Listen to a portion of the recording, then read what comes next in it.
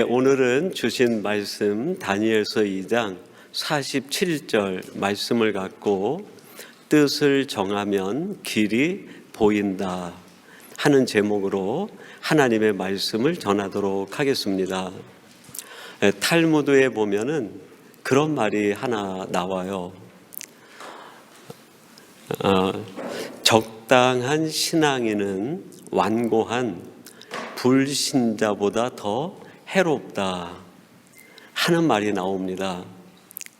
하나님의 나라 신앙 공동체에 가장 해를 끼치고 무기력하게 만드는 것은 불신자, 완고한 반대자가 아니라 적당한 신앙인이라는 말입니다. 근데 사탄이 이거를 너무 잘 알아요. 그래서 신앙 공동체 그리고 하나님의 나라를 어떻게 약화시킬 수 있는지 그걸 알기 때문에 사탄이 성도들을 공격할 때 큰 죄를 짓도록 공격하진 않아요. 형사법이나 민사법이나 그냥 다 사람들이 볼 때 이거 죄야라고 할 만큼 큰 죄를 짓게 만들지 않아요. 적당한 신앙인이 되게 하는 거예요. 나 한 사람이 적당한 신앙인이 되면 내가 속한 신앙 공동체는 나로 인하여 점점 힘을 잃어가기 때문이에요. 그 출애굽기 말씀에 보면 출애굽기 1장 16절에 그 바로가 애굽 내에 살고 있는 히브리인들에 대한 유아, 살해, 명령을 내리게 됩니다. 출애굽기 1장 16절에 이렇게 기록이 되어 있습니다. 이르되 너희는 히브리 여인을 위하여 해산을 도울 때에 그 자리를 살펴서 아들이거든 그를 죽이고 딸이거든 살려두라. 지금 이 바로가 히브리 사람들을 너무 두려워하는 거예요. 그래서 내린 정책이 유아, 살해 명령을 내린 거예요.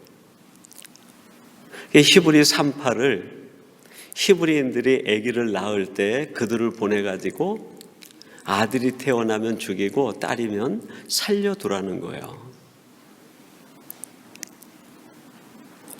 지금 바로가 히브리인들을 두려워하는데 지금 있는 히브리인들이 아니라 앞으로 태어날 그 누구 한 사람을 너무 두려워한다는 거예요.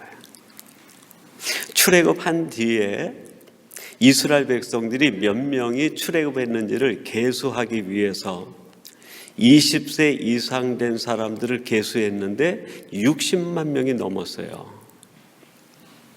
20세 이상은 이스라엘 백성들이 백성을 계수할 때 병사로 전쟁터에 나갈 수 있는 전투력 있는 사람을 계수할 때 나이예요. 그러니까 지금 애굽에 남아있는 히브리 사람들 중에 전투력을 가지고 있는 20세 이상 된 남자들이 60만 명인데 바로는 그 60만 명을 두려워하지 않았어요. 그 60만 명에 대한 어떤 잔악한 계획이나 그걸 세우지 않았어요. 유대인들이 다 두려웠다고 하면 가장 전투력이 강한 지금 이미 애굽 내에 있는 그 60만 명에 대하여 뭔가 정책을 세우는 게 바른 이치 아닙니까? 근데 그들에 대해서는 아무 정책을 세우지 않았어요. 그리고 앞으로 태어날 그 누군가가 너무 두려웠던 거예요. 앞으로 태어날 그 누군가, 그 한 사람, 그 사람이 어떤 사람일까요? 적당한 신앙인이 아니라 뼛속까지 철저한 신앙인. 지금 바로가 볼 때 애굽에 있는 남자가 60만 명이니까 3인 가족을 치면 거의 180만이나 되는 히브리 사람들은 아무도 두렵지가 않은 거예요. 어마어마한 숫자인데 바로는 그 앞에서 겁을 먹지 않았어요. 왜 그랬을까요? 숫자는 많았지만 그들이 전부 적당한 신앙인이었기 때문이에요. 적당한 신앙인이 1000만이 되더라도 세상은 겁먹지 않아요. 이 지구상의 인구 절반이 다 예수를 믿고 하나님을 안다 하더라도 그들이 적당한 신앙인이라고 하면 세상은 지구 절반이 예수를 믿어도 두려워하지 않아요.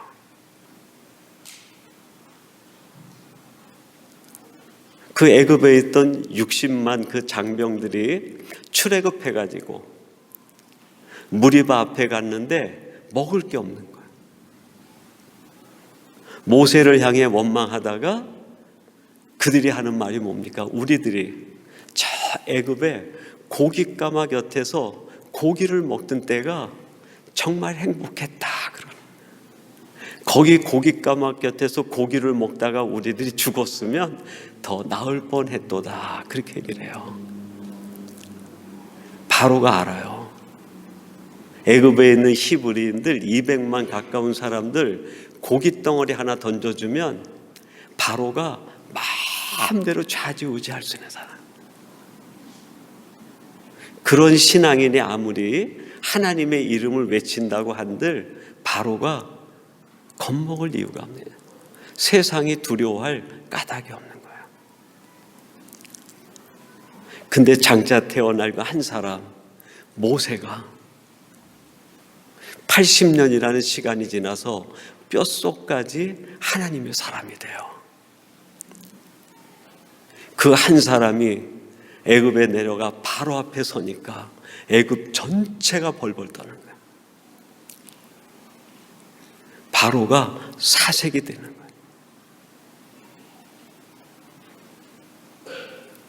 나는 세상이 벌벌 떠는 그 한 사람인가 아니면 나 같은 사람 수백 명이 있어도 세상이 눈 하나 깜짝하지 않는 적당한 신앙인으로 내가 지금 신앙생활하고 있는 것은 아닌가. 내가 예수를 믿는다는 것만 가지고 내 스스로 나에게 점수를 주면 안 돼요. 세상이 나를 보고 벌벌 떠는 뼛속까지 신앙인인가 아니면 나 같은 사람 수백 명이 있어도 세상은 눈 하나 깜짝하지 않는 그런 신앙인으로 내가 살고 있는 것은 아닌가. 시대는 다르지만 똑같은 상황이 연출되는 이야기가 성경에 나옵니다. 마태복음 2장 16절 말씀인데 이런 말씀이 나와요. 이에 헤롯이 박사들에게 속은 줄 알고 심히 노하여 사람을 보내어 베들레헴과 그 모든 지경 안에 있는 산의 아이를 박사들에게 자세히 알아본 그때를 기준하여 2살부터 그 아래로 다 죽이니. 예수님이 태어나던 그때에 유대 전체 분봉왕으로 있었던 헤롯이 베들레헴의 박사들로부터 들었던 그 왕이 태어났다는 얘기, 그 시간을 기점으로 해서 2살 된 아이들을 다 죽이는 유아 살해 명령을 내린 거예요. 헤롯이 너무 두려웠어요. 그 베들레헴 조그만 시골 동네, 아무도 주목하지 않는 변방, 돈 주고 가서 살라고 해도 살지 않는 그곳, 거기에 태어날 한 아기 때문에 헤롯이 두려움에 사로잡힌 거예요. 왜 그랬을까요? 그 아기가 나중에 하나님의 자녀라고 하는 분명한 자의식을 가지고 자기 앞에 설 날이 너무 두려웠던 거예요. 그러면 그 시대에 신앙인이 예수님만 있었는가? 그렇지 않아요. 동방 박사들이 별을 보고 와가지고 제일 먼저 간 곳이 어디입니까? 헤롯 왕궁이었어요. 헤롯 왕궁에 가서 동방 박사들이 우리들이 별을 연구하는데 이 땅에 장차 왕이 될 아기가 태어났다. 혹시 그곳이 어딘지 우리에게 알려달라. 그랬더니 그 왕궁에 이미 대제사장과 서기관, 바리새인들, 율법사, 랍비들이 가득했었어요. 유대 전역에서 뽑아온 엘리트들이에요. 최고의 신앙인들, 최고로 믿음이 좋다고 하는 사람들, 하나님의 선민이라고 하면 앞을 다투는 1, 2위 하는 사람들이에요. 성경 말씀에는 박박사들이에요. 랍비들, 율법사들이 헤롯 왕궁에 가득했던 거예요. 그들이 얘기합니다. 하나님이 오래전에 주신 말씀 미가서에 보면 저 베들레헴 촌동네에 하나님이 보내신 한 아기가 왕으로 태어날 것이라고 예언을 했다는 거예요. 다 알고 있는 사람이에요. 근데 그 헤롯은 왕궁에 있는 이 사람들이 하나도 두렵지 않았어요. 그 시대 최고의 엘리트들, 신앙으로는 타의 추종을 불허하는 사람이라고 하는 사람들이 모인 곳인데 그 사람들이 두렵지가 않았어요. 근데 헤롯을 두렵게 하는 한 아기가 있었어요. 누굽니까? 지금 베들레헴에 막 태어나신 하나님의 아들 예수 그리스도. 세상은 진정한 하나님의 자녀를 두려워하게 돼 있어요. 머리 좋은 사람을 두려워하는 게 아니라, 성경 박식한 사람을 두려워하는 것이 아니라, 내가 신앙 생활한 연수가 오래되었다고 해서 그걸 두려워하는 게 아니에요. 그렇게 했어도 적당한 신앙인으로 돼 있으면 세상이 두려워하지 않는 거예요. 지금 헤롯 왕궁에 있는 이 사람들은 헤롯이 얼마든지 자기 마음대로 움직일 수 있는 사람이에요. 필요하면 연봉 조금 올려주면 돼요. 그럼 헤롯 마음대로 헤롯이 하고자 하는 일에 거수기 역할 다 하는 사람들이에요. 헤롯이 이리 가자 하면 그리 가고 저리 가자 하면 다 저리 가는 거예요. 그들에게 조금 영광 더 주고 면류관 주고 보상을 해주면 다 헤롯 편에 설 사람들이에요. 진리 편에 설 사람, 하나님 편에 설 사람이 한 사람도 없었어요. 지금 하나님께서 징조를 베들레헴에 보여주시는데 한 사람도 그 편에 서지 않아요.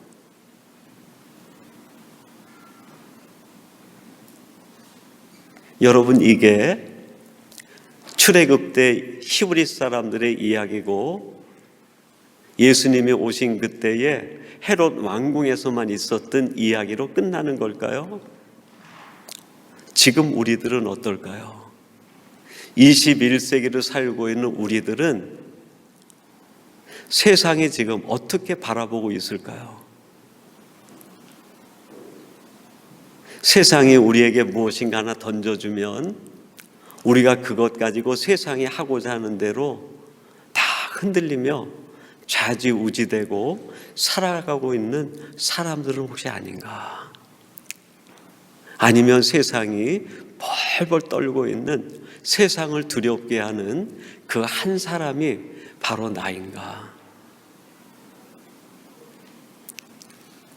사탄은 우리를 무기력하게 만들 때 많은 죄를 짓게 하지 않아요. 적당한 신앙생활로 유혹하는 거예요. 그게 오늘 본문 다니엘서에 나와 있는 다니엘과 세 친구의 이야기예요. 주전 605년에 바벨론의 느부갓네살 왕이 유다를 몰락시킨 뒤에 많은 사람을 포로로 끌고 왔어요. 그 중에 다니엘과 사드락, 메삭, 아벤노고라는 3명의 총명한 젊은이를 왕궁에 데려왔어요. 그리고 그들을 느부갓네살이 전략을 피기 시작합니다. 어떤 전략일까요? 철저한 유대인이 아니라 적당한 유대인으로 만드는 거예요. 다니엘서 1장 5절에 이렇게 말합니다. 또 왕이 지정하여 그들에게 왕의 음식과 그가 마시는 포도주에서 날마다 쓸 것을 주어 3년을 기르게 하였으니 그 후에 그들은 왕 앞에 서게 될 것이라. 느부갓네살이 다니엘과 세 친구에게 하는 것은 그들의 뼛속까지 그냥 바벨론 사람이 되라는 게 아니에요. 바벨론이 섬기는 마르둑을 섬기는 신앙인이 되라는 게 아니에요. 철저한 유대인에서 적당한 유대인만 되라는 거예요. 아주 조금만 바꾸라는 거예요. 그러기 위해서 왕궁에서 3년을 길러요. 3가지 미끼를 던집니다. 첫째는 왕의 음식, 두 번째는 포도주를 먹게 해요. 세 번째는 왕궁에 거하라는 거예요. 왕의 음식은 의식주의 문제예요. 의식주. 고금을 막론하고 우리들이 육체에 인간성을 가지고 있기 때문에 우리가 살아가는데 꼭 필요한 게 있어요. 그게 의식주입니다. 그래서 이 땅을 살아가는 크리스찬이든 크리스찬이 아니든 누구든지 다 의식주 문제의 압박을 받을 수밖에 없어요. 저도 마찬가지고 여기 계신 여러분들도 의식주의 문제 앞에서는 압박을 받을 수밖에 없어요. 지금 다니엘과 세 친구에게 왕의 음식을 준다는 거예요. 의식주가 필요하지만 의식주의 문제가 우리 인생의 문제의 전부가 아니라는 거예요.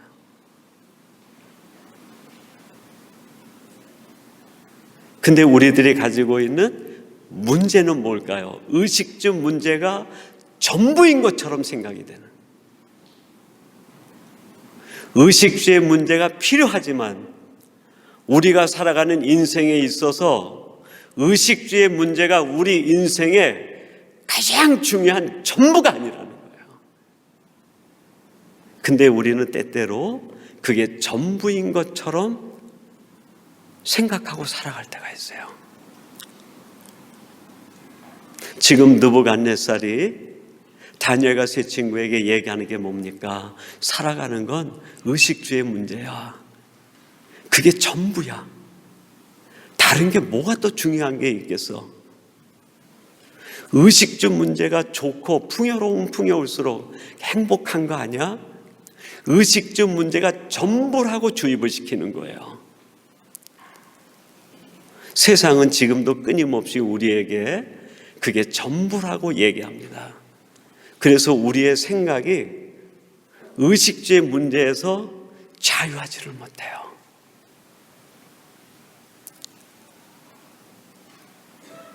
여러분, 예수님께서 마태복음 4장에 보면 금식기도 이후에 사탄에게 첫 번째 시험을 받아요.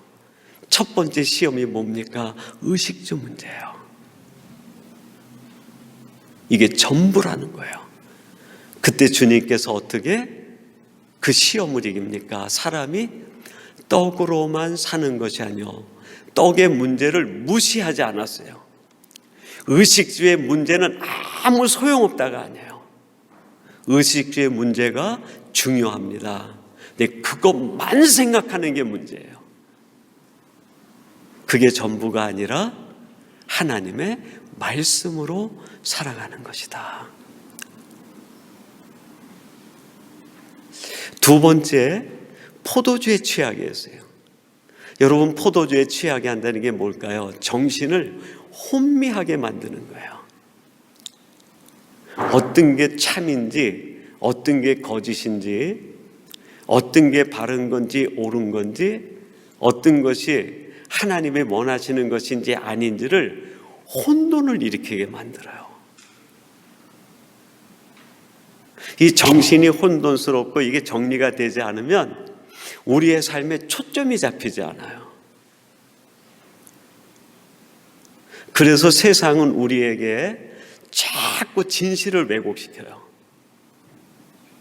우리가 말씀으로 방향을 딱 잡으려고 하면 그 방향을 흐릿하게 만들어버려요. 우리의 정신을 혼미하게 만들어요. 세 번째 유혹이 뭐예요? 왕궁에서 살게 한 거예요. 왕궁은 가장 화려하고 쾌락의 도시였어요.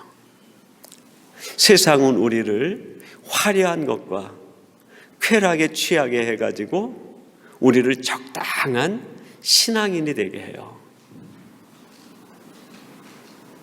지금 이 느부갓네살이 다니엘과 세 친구에게 이 유혹을 하고 미끼를 던지는 거예요. 의식주가 전부야. 이게 가장 중요해요. 하나님의 말씀, 그게 무슨 소용이 있어?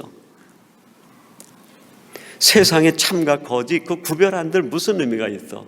사람들이 가는 대로 같이 함께 걸어가면 되지. 세상 한 번 살면 끝나는 건데 가장 호화롭게 즐기다 살면 되는 거지, 뭐 그렇게 인생을 심각하게 고민하고 심각하게 인생을 들여다보려고 해. 계속 빗기를 던지는 거예요. 그리고 그거를 무는 순간에 적당한 신앙생활이 시작이 돼요.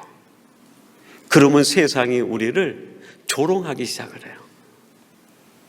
우리를 무서워하지 않아요. 이럴 때 다니엘이 어떻게 합니까? 뜻을 정해, 뜻을. 다니엘서 1장 8절에 이렇게 말합니다. 다니엘은 뜻을 정하여 왕의 음식과 그가 마시는 포도주로 자기를 더럽히지 아니하리라 하고 자기를 더럽히지 아니하도록 환관장에게 구하니. 뜻을 딱 정한 거예요. 느부갓네살이 던지는 미끼에 내가 넘어가지 않겠다. 뜻을 정했다는 그 내용, 핵심이 뭘까요? 나는 적당한 신앙인으로 살지는 않겠다는 거예요. 내가 한 번 사는 인생인데 철저한 신앙인으로 살겠다는 뜻을 확정한 거예요. 사랑하는 우리 중앙의 성도들이여, 이 시간에 확정하세요. 내가 지금까지 어떻게 살아왔든 그것에 대해서는 하나님이 묻지 않으세요. 그러나 이 말씀을 들은 이후에는 결단해야 돼요. 몰랐을 때는 몰랐지만 이제 이 말씀을 한 뒤에는 양보는 없어요. 미루는 일은 없어요. 오직 결단만 있어요. 내가 적당한 신앙인이 아니라 정말 내 남은 인생 철저한 신앙인으로 한번 살아보겠다. 뜻을 정하면 보이는 게 있어요. 오늘 설교 제목이 뜻을 정하면 길이 보인다 그랬는데, 이렇게 뜻을 철저한 신앙인이 되겠다라고 결정하고 뜻을 정하면 무엇이 보일까요? 내가 어떤 삶을 살아야 되는지 그게 보여요. 그게 도대체 뭘까요? 그게 오늘 본문 말씀이에요. 우리 본문을 같이 한번 읽어보겠습니다. 47절 말씀 같이 봅니다. 시작. 왕이 대답하여 다니엘에게 이르되 모든 왕의 주제시로다. 내가 능히 이 은밀한 것을 나타내었으니 내 하나님은 또 은밀한 것을 나타내시는 이시로다. 아멘. 느부갓네살이 지금까지 살아오는 동안에 그 어떤 사람으로부터도 하나님의 하나님 되심을 나타내는 것을 보지 못했어요. 근데 지금 다니엘을 만나가지고 다니엘과 사건이 일어나는 상황 속에서 느부갓네살이 깨달은 게 하나 있어요. 그게 뭐예요? 하나님이 하나님 되심이 드러나고 나타나게 된 거예요. 여기에 다니엘이 자신이 살고자 했던 삶의 이유, 삶의 내용이 있어요. 그게 뭘까요? 내가 하나님이 보내신 그 자리에서 내 삶을 통해 하나님이 하나님 되심을 드러내는 삶을 살겠다. 내 삶을 통해 하나님이 하나님 되심이 드러나는 삶을 내가 살겠다는 결단이었어요. 여러분, 이 삶의 내용 이유는 시대를 초월합니다. 다니엘은 느부갓네살 앞에서 다니엘의 삶 자체가 하나님이 하나님 되심을 드러내는 거였어요. 다윗은 어땠을까요? 이스라엘 백성들이 벌벌 떨고 있는 골리앗 앞에서 하나님이 하나님 되심을 드러냈어요. 골리앗이 사울 왕과 자기가 싸우려고 하는 유대 병사들을 두려워하지 않았어요. 왜 그랬을까요? 그들이 적당한 신앙인이었기 때문에 그래요. 그들을 통해선 하나님의 하나님 되심이 하나도 보이지 않았어요. 근데 조그만 소년 다윗을 통해서는 하나님이 하나님 되심이 드러납니다. 이 시대에도 하나님은 그런 사람을 원하세요. 우리가 있는 이곳에서 내가 사는 삶이 하나님이 하나님 되심이 드러나는 삶이 돼야 돼요. 그러기 위해선 지금 내가 처한 상황에서 선택할 때 어떤 선택을 하느냐가 그걸 결정해요.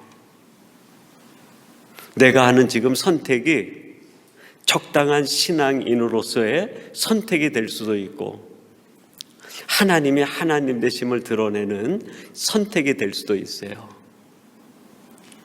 우리는 매 순간 이 상황에 처하게 됩니다. 그 상황 속에서 내게 어떤 것이 유익한가? 이건 세상 사람들 방법이에요. 하나님을 믿지 않는 사람들도 그건 알고 선택을 해요. 근데 적어도 우리들은 그 단계를 넘어선 사람들 아닙니까? 내가 예수를 믿겠다고 결정한 것은 더 이상 이 세상을 나의 유익이라는 관점으로 살지 않겠다고 결정했다는 뜻이에요. 그럼 그 이후의 결정이 뭐예요? 오직 하나밖에 없어요. 내가 선택하는 이 선택이 하나님이 하나님 되심이 드러나는 선택이 되게 하겠다. 이걸 선택하는 순간 어쩌면 여러분들은 많은 어려움과 물질의 손해와 어쩌면 사람들로부터의 비방도 받을 수 있을지 모르겠어요.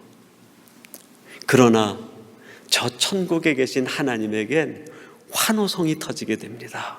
와, 저 위니펙에 집사님 보았는가? 어떻게 저렇게 내 마음에 합할 수 있는가? 여러분, 우리 인생이 그렇게 길지 않습니다. 세상에서 아무리 많은 것을 누려봐야 우리 인생 가는 날 다 놓고 가게 돼 있어요. 우리가 하나님 앞에 가져갈 것은 우리가 사는 동안에 하나님을 하나님 되게 하신 그 감격 가지고 올라가는 거예요. 신앙이 쉽진 않아요.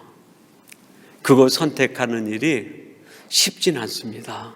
정말 용기가 필요하고 내가 많은 걸 내려놔야 되고 손해도 감수할 마음이 있어야 돼요.